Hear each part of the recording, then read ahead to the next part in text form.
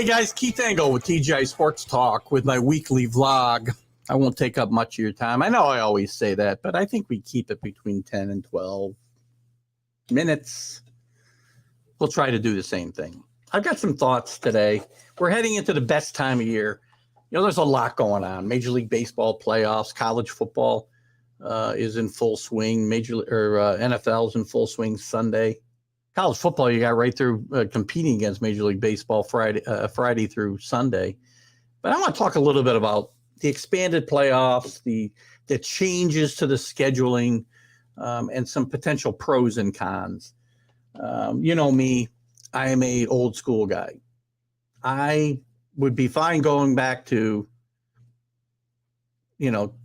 two divisions, East and West, in both leagues, and having one division's ALCS and NLCS in a World Series. I'd be perfectly content with that.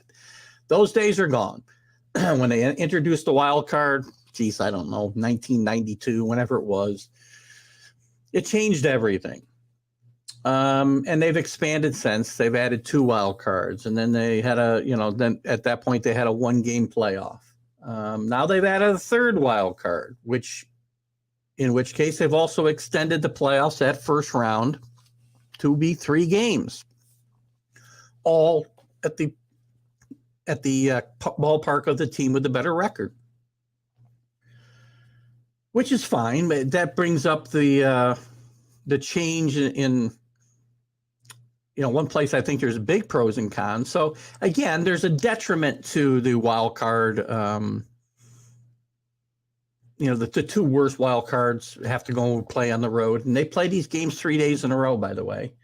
But the 4 division winners with the best records, the Yankees and Astros in the American League, the Braves and the Dodgers in the National League, are going to have what amounts to almost a week off. Now, you can say that that's good because they can get rested up. They can get their pitching lined up.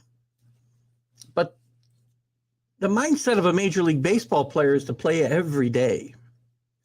And you'll find out, and they will be playing every day more often as the playoffs go on, and I'll mention that later.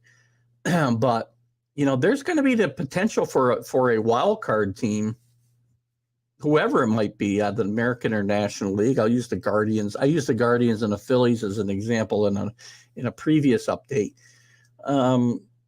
They can build some serious momentum and really maybe catch the team that had the bye, say the Yankees or the Braves, I guess, in the cases that I just mentioned. And have them at a little bit of a disadvantage come game 1 of the LDS, because those teams will have been sitting around taking batting practice, playing in their squad little games.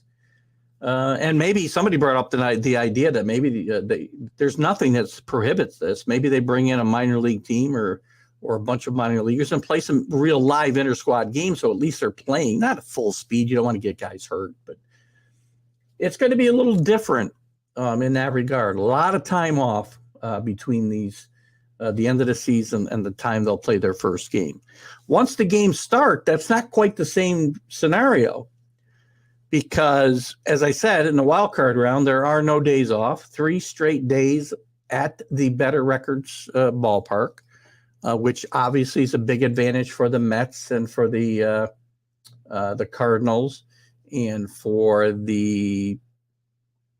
I think it's the Cleveland and who's the other one? The Jays in the American League. So big advantage there. Now they'll have 1 day off on Monday. And I believe both of the division series now will start on Tuesday. American League Tuesday, definitely. And also the National League will start on Tuesday. They will play 1 game. The American League will play 1 game, have a day off, play another game, then play 3 days in a row. No days off for travel. Well, I guess you would have a day off for travel. In the National League, It's going to be, I'll get to the American League Championship Series in a second. They're going to start on Tuesday. They're going to play Wednesday. Then they're going to travel, and then they're going to play Thursday, Friday, Saturday, Sunday. So a bit of a different scenario there.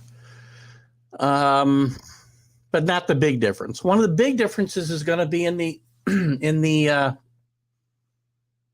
championship series. They'll play games 1 and 2. Then they're going to play 5 straight games. 5 straight days. All right, Saturday, Sunday, Monday, Tuesday, Wednesday. So no day off for travel if they have to go back and forth at all during those last 5 days. So it's going to be very, very interesting to see how that works out. Same thing in the National League. They will play games 1 and 2 on Tuesday and Wednesday, and then it will play Friday, Saturday, Sunday, Monday, Tuesday. So starting pitching becomes much more important, which is okay with me. I would like to see an increased importance on the starting pitching again, more than it has been in the past. So those changes are the top changes, not the top, but I guess where you start of the changes. The second thing that I don't like is there'll be no reseeding of any of the in any of the series. I guess it's only the LDS that matters. But the Astros, for instance, will not get the worst team that wins in the wild card. They wouldn't get, let's say, Seattle. I'm sorry, Tampa Bay or Seattle if they were to win. They're going to get. I'm sorry, I got to back this up. It's set in stone who they'll get. The winner of the Mariners and the Blue Jays. Okay, the Yankees could end up not having to, getting the worst team and not the Astros, let's say. So I'm explaining this badly, but I apologize. So that's a big change. To me, they shouldn't do that. There should be more an advantage for the Astros and for the Dodgers. The Dodgers won't get the Phillies in the second round. They're going to get the winner of the Mets and the Padres. And I don't think that's cool. I think that you've played 162 games, had the best record. You should be playing the team that's worse than you when possible. So that I don't like at all. There are things to like. The ghost runner on second base goes away. So games could go longer. Games are going to be at a premium, or runs will be at a premium in the postseason. They always are. Teams that hit home runs, the Yankees, the Dodgers, the Phillies may be at a disadvantage to teams that know how to scrape out runs and have done it for a lot of the year, like the Mets, like the Astros. The Astros are not this offensive juggernaut that they were in some of their previous playoff incarnations. They've had to rely more on scraping out runs than they have in the past. And that's good. I like to watch that kind of baseball. The shortened, the less days off is going to be very important that they don't wear out bullpens, because if you have extra inning games, it's going to play havoc with teams. You've got some teams looking to do some interesting things. The Yankees don't know whether to start Cole or Cortez. Big deal. Either one's fine. But I think they'll start Cole.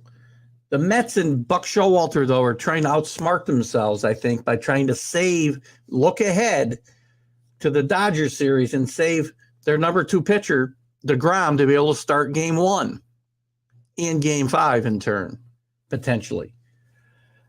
Well, you got to win the Padres series first. So if they win game 1, Buck's plan is to skip DeGrom in game 2, potentially. He still hasn't made it totally official. And pitch Bassett and come back with DeGrom if they lose game 2, and have him ready for game 1 if they should win. Sounds great in theory, but you're in playoff baseball. The idea is to get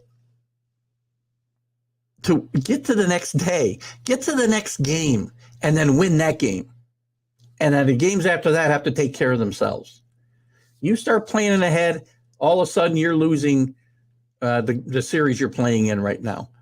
If the Mets get ahead 1-0, they are crazy not to put their second best pitcher or their pitcher 1A, however you wanted to classify him, out there and wrap that series up in 2.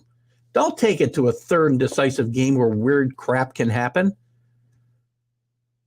We saw this happen to the Yankees before, where crazy things happen in deciding games of playoff series, both pro and con.